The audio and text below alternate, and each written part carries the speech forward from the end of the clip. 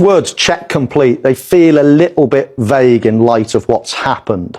Are you happy with those words, or do you want more substantial sort of comments on it? Yeah, we know that human error can happen in all walks of life, and it happened here.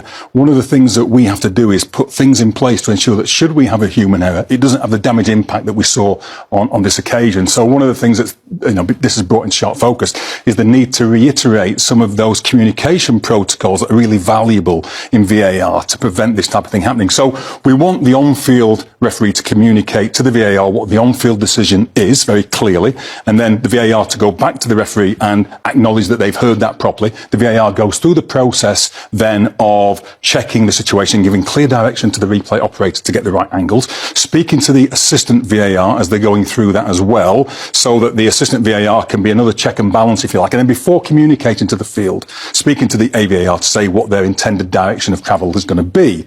Then at that moment, not just saying check complete, because what are you check completing?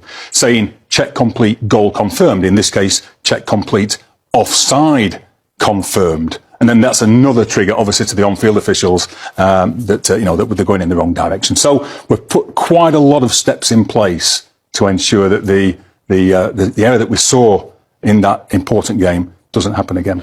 Lots of people I've spoken to after the event said, OK, well, the ball went out again 30 seconds later. Yeah. Why can't the referee? It's an exceptional circumstance. It's not a standard VAR mistake, let's say, a subjective decision.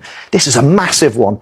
Why can't the referee just say, let's stop the game and let's go back 30 seconds? Yeah, I heard quite a few people ask that question. I understand why people would ask that question. And actually, the VAR and the AVAR asked themselves that question too. When the penny dropped as to what had happened, I think 20 seconds had passed. And at that point, they considered whether or not they could intervene to stop the game, but they recognise that the laws of the game as set by FIFA and the International FA Board doesn't allow that. There's obviously a process in place that sits in the laws of the game about how we use VAR to make sure it's delivered consistently throughout every league in the world, and it doesn't allow you to go back in those circumstances.